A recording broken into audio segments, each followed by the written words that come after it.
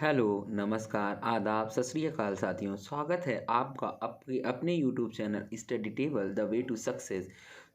तो दोस्तों, आज है बौद्ध धर्म का इतिहास, बौद्ध धर्म की उत्पत्ति परिचय पार्ट 3। पार्ट 1 और पार्ट 2 का लिंक आपको डिस्क्रिप्शन में मिल जाएगा। पार्ट 1 में था बौद्ध धर्म से रिलेटेड जो भी जानकारी थी वो पॉइंट टू पॉइंट, और पार्ट 2 में शुरू किए थे हम लोगों ने प्रश्नोत्तर यानी क्वेश्चन आंसर।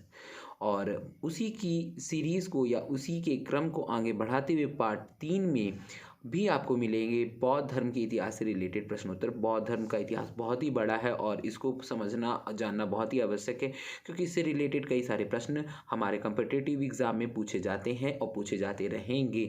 तो आपको वीडियो ज़्यादा से ज़्यादा लाइक करनी है और ज़्यादा से ज़्यादा शेयर करना है और चैनल को सब्सक्राइब कर लेना। तो सो कम से कम आप अपने दो दोस्तों के साथ वीडियो को शेयर कीजिए और उनसे बोलिए चैनल को सब्सक्राइब करने के लिए। तो मेरा भी मोटिवेशन बढ़ता रहेगा, क्योंकि एक वीडियो को बनाने में टाइपिंग करने में बहुत ज़्यादा समय जाता है और आपको सारी जानकारी एक ही जगह पर मिले विद डिस्क्रिप्शन, तो इससे अच्छा क्या ही हो सकता है। तो दोस्तों, अपनी पढ़ाई को दीजिए धार, जुड़ जाइए study table the way to success के साथ और चैनल को कर दीजिए सब्सक्राइब। तो मिलेंगे आपको यहाँ पर नए और अच्छे वीडियो। मैं वादा करता हूँ कि आपको अच्छे से अच्छा कंटेंट देने की कोशिश करूँगा। तो चलिए शुरू करते हैं वीडियो और देखते हैं पहला प्रश्न क्या कह रहा है।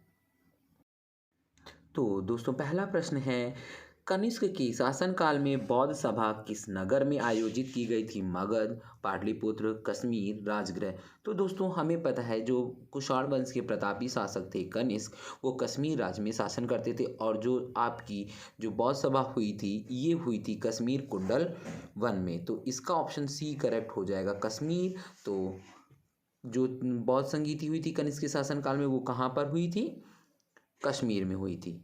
और ये कौन सी बौद्ध संगीति थी? ये आपकी थी चौथी। कौन सी थी? चौथी।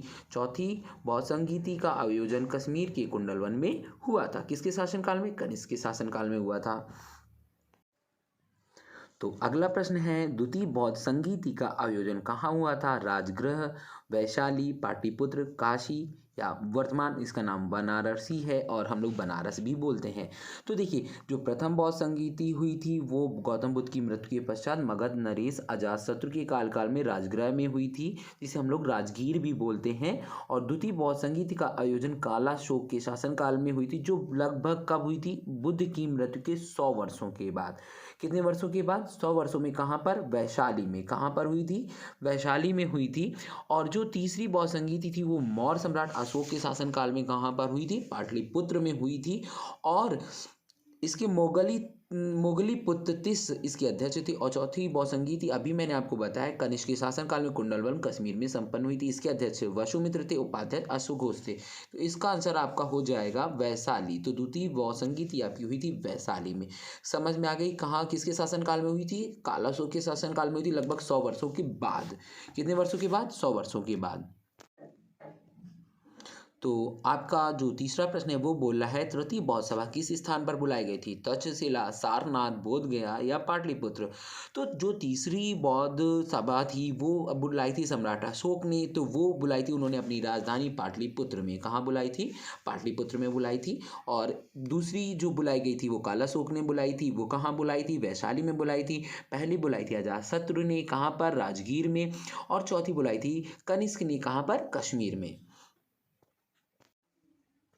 तो अगला प्रश्न भी उसी क्रम में है। प्रथम बौद्ध संगीति का आयोजन हुआ था अनिरुद्ध के शासनकाल में, अजातशत्रु के शासनकाल में और बिंबिसार के शासनकाल में या उदयभद्र के शासनकाल में। तो सभी को पता है, मैंने अभी वीडियो में बताया भी है कि अजातशत्रु के शासनकाल में पहली बौद्ध संगीति का आयोजन आपका राजगीर या राजगृह में हुआ था और सतपर्णी गुफा में हुआ था।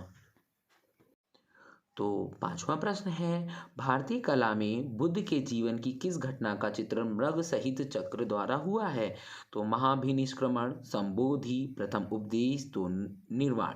तो इसका ऑप्शन हो जाएगा आपका प्रथम उपदेश। प्रथम उपदेश जो है उसका जो क्या वर्णन हुआ है, मृग सहित चक्र द्वारा हुआ। चित्रण जो हुआ किसके द्वारा हुआ? मृग सहित चित्रण द्वारा हुआ है। और इसमें हम लोग देख लेते हैं कि क्या कह रहा है। भारतीय कला में बुद्ध के जीवन के प्रथम उपदेश का चित्रण मृग सहित चक्र द्वारा हुआ है। बुद्ध ने अपना प्रथम उपदेश सारनाथ में मृगदाव हरिण वन में दिया था। कहाँ दिया था? सारनाथ यानी जो ऋषिपत्तनम था वहाँ गए थे। उन्होंने 5 ब्राह्मण सन्यासियों को अपना प्रथम उपदेश दिया था। और वो कौन सी जगह थी? मृगदाव हरिण वन में दिया था, इसीलिए इसका चित्रण मृग और चक्र के साथ किया गया है, यानी हिरण और चक्र के साथ आपका किया गया है। तो अगला प्रश्न है, करमापा लामा तिब्बत की बुद्ध संप्रदाय किस वर्ग का है?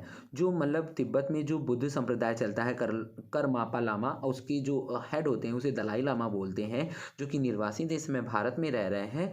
तो उसी के संबंधित प्रश्न है, करमापा लामा तिब्बत की बुद्ध संप्रदाय किस वर्ग का है? गेलुप्पा, कंग्युपा, साक्यापा या लिंगमापा? तो इसका आंसर आपका करेक्ट हो जाएगा कंग्युपा।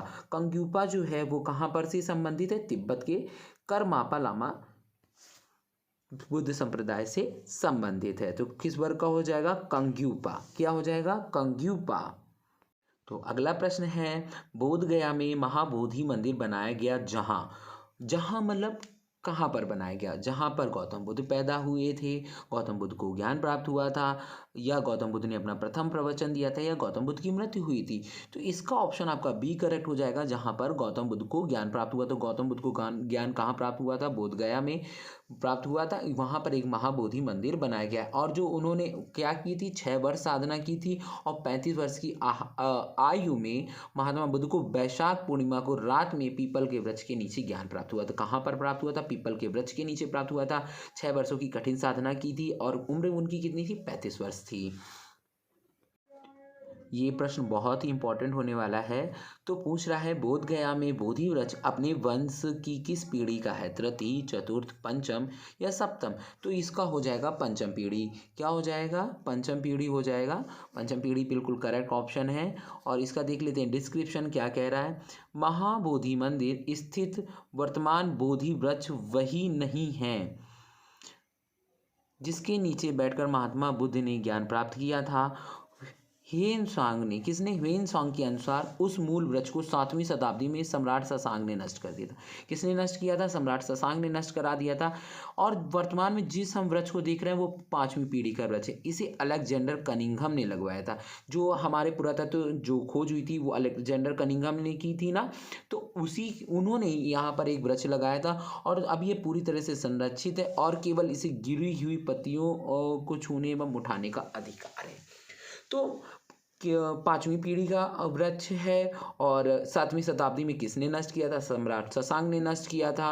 और लगाया किसने था इसे 5वीं पीढ़ी के वृक्ष? अलेक्जेंडर कनिंघम ने लगवाया था। और ये अब वृक्ष पूरी तरीके से संरक्षित है। इसे केवल इससे जो पत्तियां गिरती केवल वही छुआ जा सकता, बाकी पेड़ को आप टच नहीं कर सकते, पत्तियां तोड़ नहीं सकते। ठीक है, तो अगला देख लेते हैं प्रश्न। तो अगला प्रश्न है प्रश्न नंबर 9वां, और कह रहा है, निम्नलिखित में से कौन सा बौद्ध पवित्र स्थल निरंजना नदी पर स्थित है? बोध गया, कुशीनगर, लुम्बिनी या ऋषिपत्तनम? तो देखिए, जो बोध गया है वो कहाँ पर स्थित है? निरंजना नदी पर स्थित है। किस पर स्थित है? निरंजना नदी पर स्थित है। अब देख लेते हैं इसका फैक्ट क्या कह रहा है। तो पवित्र बौद्ध स्थल बोध गया, जहाँ गौतम बुद्ध को सर्वप्रथम ज्ञान प्राप्त हुआ था, निरंजना नदी पर स्थित है। आधुनिक फल्गु नदी, अब इसका वर्तमान में निरंजना नदी का क्या नाम है? फल्गु नदी। और को ही पूर्व में निरंजना के नाम से जाना जाता था। यह नदी 2 छोटी धाराओं निरंजना और मोहना के मिलने के बाद बनती है। तो देखिए, निरंजना नदी कितनी धाराओं से मिलकर बनती है? 2। कौन कौन सी? निरंजना और मोहना। और इसका वर्तमान नाम क्या है? फल्गु। क्या नाम है? फल्गु। तो बुद्ध के उपदेश किससे संबंधित है? आत्मा संबंधी विवाद, ब्रह्मचर्य, धार्मिक कर्मकांड, धार्मिक कर्मकांड एक साथ होना चाहिए था। बी ऑप्शन ब्रह्मचर्य, सी नंबर धार्मिक कर्मकांड, और डी नंबर आचरण की पवित्रता या शुद्धता। तो दोस्तों, ये हो जाएगा आपका क्या? आचरण की पवित्रता एवं शुद्धता। महात्मा बुद्ध जी ने आचरण की पवित्रता एवं शुद्धता के ही संबंधित अपने उपदेश दिए हैं। और बुद्ध के उपदेशों में आत्मा संबंधी विवाद नहीं, मतलब उनके जो उपदेश है उसमें इसका विवाद ही नहीं है। उन्होंने इसको डिस्क्राइब ही नहीं किया। ब्रह्मचर्य कैसे वो कर सकते? क्योंकि वो खुद शादीशुदा थे। और धार्मिक कर्मकांडों की उन्होंने हमेशा आलोचना की, क्योंकि वो प्रत्येक धर्म संप्रदाय को, प्रत्येक वर्ग को एक समान समझते थे। और इसीलिए उन्होंने केवल आचरण की शुद्धता और पवित्रता की हमेशा बात की है। तो अगला प्रश्न है बहुत ही महत्वपूर्ण, मैंने इसको आपको डिस्क्रिप्शन में भी बताया था। निम्नलिखित में से कौन बुद्ध के जीवन काल में ही संघ प्रमुख होना चाहता था? देवदत्त, महाकश्यप, उपाली या आनंद? तो जो क्या नाम बोलते हैं देवदत्त थे, उन्होंने क्या किया था, वो तो पहले सप्ताह ही हथियाना चाहते थे। फिर जब बौद्ध धर्म देखा कि गौतम बुद्ध का बहुत ज़्यादा प्रसिद्धि मिली, तो उन्होंने उनके संघ का क्या करना चाहते थे, हथियाना चाहते थे और अपना खुद से संघ प्रमुख बनना चाहते थे, लेकिन ऐसा नहीं हो पाया और उन्हें वो संघ प्रमुख नहीं बन पाए। तो इसका ऑप्शन ए देवदत्त करेक्ट हो जाएगा। तो दोस्तों ये बहुत ही इम्पोर्टेंट होने वाला है। और उन्होंने क्या कहा है, अगला 12वां प्रश्न, गौतम बुद्ध ने अपनी मृत्यु के उपरांत बाद संघ के नेतृत्व के लिए निम्न में से किसे नामित किया था? आनंद, महाकश्यप, उपाली, उपयुक्त में से कोई नहीं। तो ये दोस्तों इसका ऑप्शन हो जाएगा उपयुक्त में से कोई नहीं। उन्होंने किसी को भी संघ का नेतृत्व नहीं बनाया था, नेतृत्वकर्ता नहीं बनाया था, किसी को भी नामित नहीं किया था। क्योंकि जब उन्होंने आखिरी अपना विश्राम किया था कुशीनगर में मल्लों के साल वन में, कहाँ पर आप अपना आखिरी विश्राम किया था? कुशीनगर में मल्लों के साल वन में विश्राम के दौरान अपनी मृत्यु से पूर्व किसने अपनी मृत्यु से पूर्व बौद्ध गौतम बुद्ध जी ने भिक्षुओं को बुलाया और धर्मोपदेश दिया। क्या कहा किससे था? आनंद से। शायद तुम ऐसा सोचो कि हमारे शास्ता चले गए। शास्ता उन्होंने बोला शास्ता, शास्ता का मतलब होता है शिक्षक और अध्यापक, नेतृत्वकर्ता, मतलब जो भी है, मतलब शास्ता का मतलब उन्होंने शास्ता बोला था, शास्ता का मतलब हो जाएगा शिक्षक, नेतृत्वकर्ता, ये चीज़ हो जाएगी। तो उन्होंने क्या कहा, उन्होंने सभी को पास बुलाया, बोला आनंद शायद तुम ऐसा सोचो कि हमारे शास्ता चले गए हैं, अब हमारा शास्ता नहीं है। आनंद ऐसा मत समझना, क्योंकि मैंने जो धर्म और विनय किए हैं वो किए हैं, मेरे बाद भी ही तुम्हारे शास्ता होंगे। मतलब जो उन्होंने उपदेश दिए हैं, जो अपने कर्मकांड किए थे, जो उन्होंने बनाए थे नियम कायदे, उन्हीं को ही आप क्या मानेंगे, आदर्श मानेंगे, वही धर्म के प्रमुख हैं। केवल आप धर्म का प्रचार प्रसार करेंगे। देखिए अगर वो किसी को नेतृत्वकर्ता बना जाते तो दूसरे में विरोध उत्पन्न होता, फिर वो कहता ये मेरा धर्म है, वो मेरा धर्म है, गुरु जी मुझे ज़्यादा प्रेम करते थे, उसे कम करते थे। इस तरीके की बातचीत से बचने के लिए उन्होंने क्या कहा कि जो मेरे धर्म है, मेरी शिक्षाएं, वही वो तुम्हारे क्या है, शाइस्ता होंगे। इस प्रकार स्पष्ट है कि बुद्ध ने अपनी मृत्यु के पश्चात किसी को भी नेतृत्व के लिए नामित नहीं किया था, बल्कि उन्होंने अपने उपदेशों, धर्म एवं विनय को ही मार्गदर्शक बनाया था। तो इसका ऑप्शन आपका डी बिल्कुल करेक्ट हो जाएगा, उपयुक्त में से कोई नहीं। 13वां प्रश्न है, इंपॉर्टेंट प्रश्न है, क्या है? अष्टांग मार्ग की संकल्पना किसका अंग है? दीपवंश की विषय वस्तु का, दिव्यावदान की विषय वस्तु का, महापरिनिर्माण की विषय वस्तु का, धर्मचक्र प्रवर्तन सूत्र की विषय वस्तु का। तो यहाँ पर क्या हो जाएगा, आपका ऑप्शन डी करेक्ट हो जाएगा। क्या करेक्ट हो जाएगा? ऑप्शन डी करेक्ट हो जाएगा। तो देखिए दोस्तों, गौतम बुद्ध ने चतुर्थ आर्य सत्य में क्या बताया कि दुख निरोध का उपाय बताया, मतलब दुख खत्म करने का उपाय बताया। उन्होंने जो 4 आर्य सत्य बताया उसमें दुख खत्म करने का उपाय बताया था। इसे दुख निरोध गति गामिनी प्रतिपदा भी कहा जाता है, इसे मध्यमा प्रतिपदा या मध्य मार्ग भी कहते हैं। इस मध्यमा प्रतिपदा में 8 सोपान, इसलिए इसे अष्टांगिक मार्ग भी कहा जाता है। मतलब जो धर्म चक्र प्रवर्तन है उसमें उन्होंने कितनी प्रतिपदाएं बताई हैं, यानी 8 चरण बताए, इसलिए इसे अष्टांगिक मार्ग कहा जाता है। इस 8 सोपान में कौन से है? सम्यक दृष्टि, सम्यक संकल्प, सम्यक वाक्य, सम्यक कर्मार्थ, सम्यक आजीव, सम्यक व्यायाम, सम्यक स्मृति एवं सम्यक समाधि।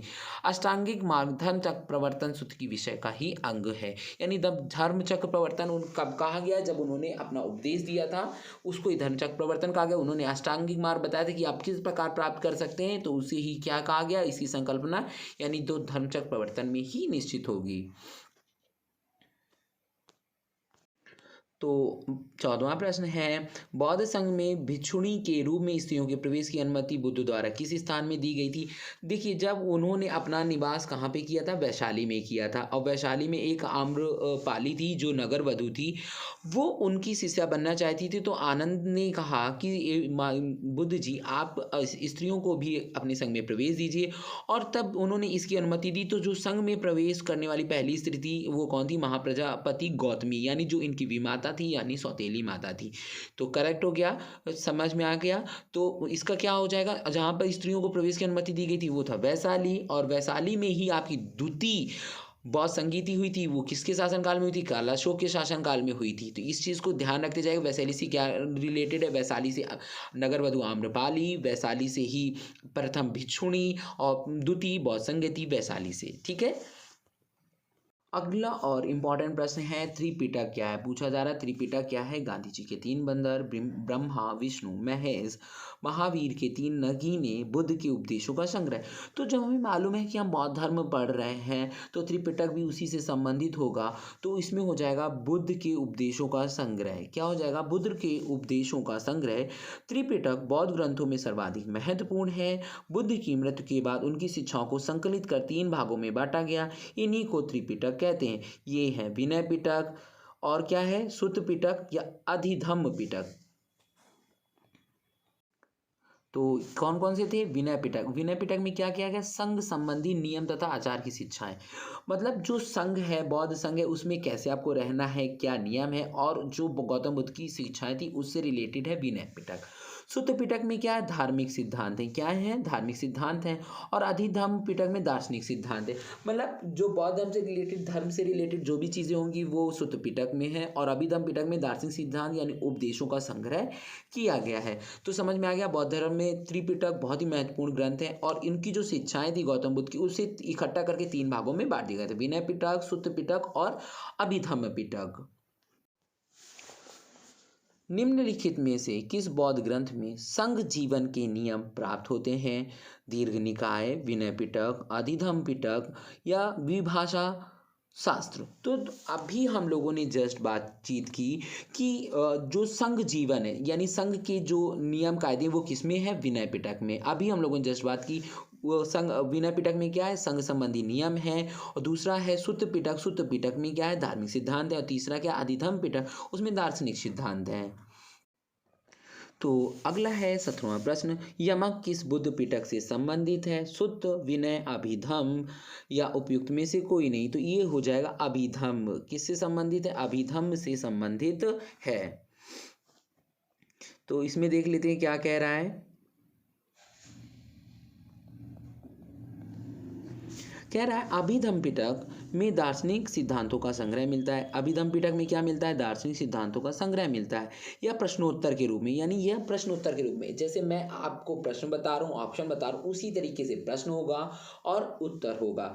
अभिधम्म के अंतर्गत 7 ग्रंथ सम्मिलित हैं। कौन कौन से? ये चीज़ ध्यान रखिएगा। अभिधम्म जो पिटक है वो किससे संबंधित है? वो दार्शनिक सिद्धांत से संबंधित है, ये प्रश्नोत्तर के रूप में।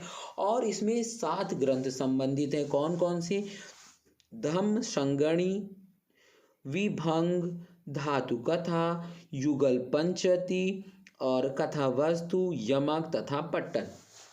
कौन कौन से? धम्म संगणी, विभंग, धातु कथा, युगल पंचति, कथा वस्तु, यमक तथा पट्टन।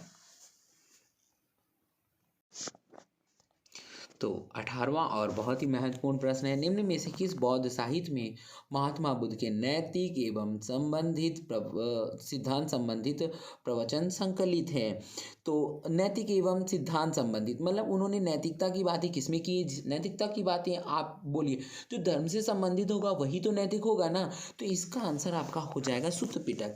क्या हो जाएगा? सुत्त पिटक। मैंने आपको बताया था जो विनय पिटक है वो धम्म के नियमों से संबंधित है। सुत्त पिटक धार्मिक क्रियाकलापों से, धार्मिक सिद्धांतों से संबंधित। जो धार्मिक सिद्धांत क्या होते हैं? धार्मिकता में ही नैतिकता की बात की जाती है। और अभिधम्म में क्या है? दार्शनिक बातें हैं। तो दार्शनिक में नैतिकता नहीं आएगी। तो नैतिक एवं सिद्धांत संबंधित जो प्रवचन संकलित हैं वो सुत्त पिटक में संकलित हैं। ध्यान रखिएगा। अगला प्रश्न देख लेते हैं 19वां। तो अगला प्रश्न है, महत्वपूर्ण प्रश्न है, बौद्ध धर्म में त्रिरत्न का क्या अभिप्राय है? तो त्रिपिटक, बुद्ध धम्म संघ, शील समाधि संघ, सत्य अहिंसा करुणा। तो इसका हो जाएगा बुद्ध धम्म संघ। जो त्रिरत्न है वो क्या है? बुद्ध है, और बुद्ध से रिलेटेड धम्म है, और धम्म से रिलेटेड क्या है? संघ। मतलब यही त्रिरत्न है। बुद्ध की मृत्यु के पश्चात उनकी शिक्षाओं को संकलित कर 3 भागों में बांटा गया था। इन्हीं को त्रिपिटक कहा जाता है: विनय पिटक, सुत्त पिटक और अधिधम्म पिटक। तो अब देखो यहाँ पर त्रिरत्न का अभिप्राय पूछ रहा है, ये नहीं पूछ रहा। उसे कहा जाता है त्रिपिटक, लेकिन अभिप्राय क्या है? यानी विनय पिटक यानी बुद्ध से संबंधित, दूसरा धम्म यानी धर्म से संबंधित, वो क्या हो जाएगा आपका? सुत्त पिटक। और तीसरा क्या है? संघ यानी दार्शनिक क्रियाकलापों से संबंधित वो क्या है, अभिधम पिटक। तो इसका बुद्ध धम्म संघ पिटक सही हो जाएगा। अभिप्राय पूछ रहा है, ना कि और भी कुछ चीज़। तो अगला प्रश्न देख लेते हैं। तो अगला और इम्पोर्टेंट होने वाला है, अशोकाराम विहार निम्नलिखित में से किस स्थान पर स्थित है? वैशाली, पाटलिपुत्र, कौशाम्बी या श्रीवस्ती। तो देखिए दोस्तों, इसका आपको मालूम है कि अशोकाराम विहार ये किसने बनवाया था? ये बनवाया था अशोक ने। किसने बनवाया था? अशोक ने। और अशोक अगर बनवाए थे, अशोक की राजधानी क्या थी? अशोक की राजधानी थी कौन सी? पाटलिपुत्र। तो ये कहाँ हो जाएगा? पाटलिपुत्र हो जाएगा। इसका क्या हो जाएगा? पाटलिपुत्र हो जाएगा। और अशोक विहार निर्मित करवाया था, और ये विहार इंद्रगुप्त नामक थेर भिक्षु के निरीक्षण में होता है। किस भिक्षु के? थेर भिक्षु। कौन? इंद्रगुप्त नामक थेर भिक्षु। उसका नाम क्या था जिसकी देखरेख में इसका निर्माण हुआ था? थेर भिक्षु। और पाटलिपुत्र में ही तृतीय बौद्ध संगीति हुई थी। तो दोस्तों, अगर आपको वीडियो अच्छा लगता है तो प्लीज़ लाइक एंड शेयर करना ना भूलें। थैंक यू फॉर वॉचिंग आपका अपना यूट्यूब चैनल, जिसमें आपको मिलेगी सही और सटीक जानकारी।